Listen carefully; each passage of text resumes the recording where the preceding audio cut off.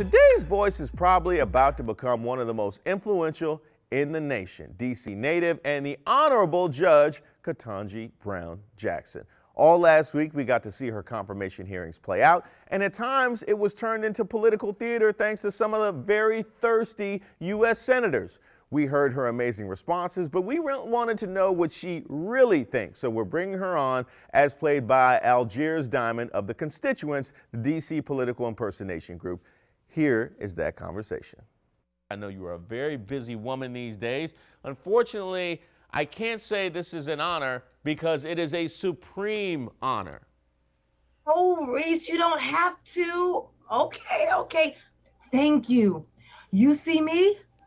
I see you, Reese. I see you. I sure do see you. Speaking of I see you, Ted Cruz needs to check himself into I see you. That deep fried Twinkie seems to have lost his daggone mind. What has been going through your mind when Texas Teddy asked you that wild question? Well, wonder no more, Reese. Let's go to the tape. Let me just break it down for you. Okay, it was at this point that I was thinking, I wish that trip to Mexico had been one way. And at this point, I was thinking, it's amazing how much time you have for reading critical race theory books when you're not standing up for your wife. And at this point, I was thinking, wow, I thought this was a Supreme Court hearing. Is this an episode of Reading Rainbow or Erasing Jim Crow?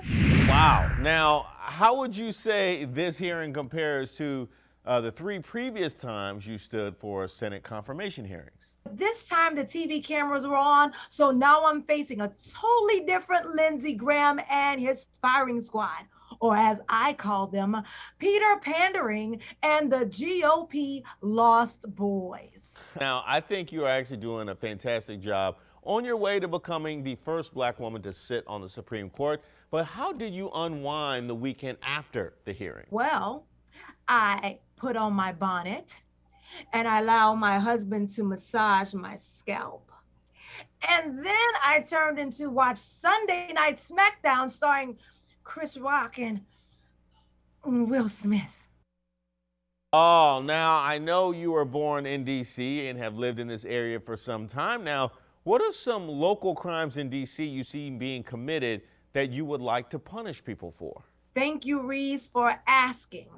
When I'm on the highest court of this great nation, I will make it a capital offense for turning every meal into a photo shoot. People in this city think that ordering avocado on toast somehow turns them into Martin Scorsese's. Oh, and while we're at it, how about instead of abolishing the police, we cancel these speeding cameras and parking meters?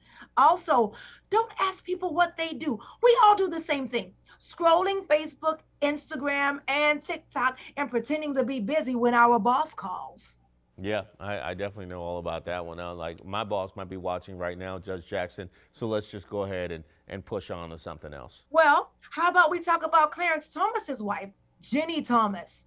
I thought this might be Ginny Weasley Thomas because she apparently got her own chamber of secrets, and it's not just in a Coke can. Between Brett Kavanaugh's Beach Week stories and Amy Coney Barrett's Handmaid's Tale fantasies, I'm about to join a pretty toxic work environment. Yeah, it sounds like it, but if there's one thing I learned from Sunday Night SmackDown, just be very careful when addressing people's wives. Head on a swivel. But we couldn't be more proud of you for everything that you're doing, Judge Brown. Thank you for joining us today. You're welcome. I see you, Reese. I see you. All right, if you want to see more from Algiers, she hosts the I'm Just Saying show on the FLI.TV app and at Constituents DC on Instagram.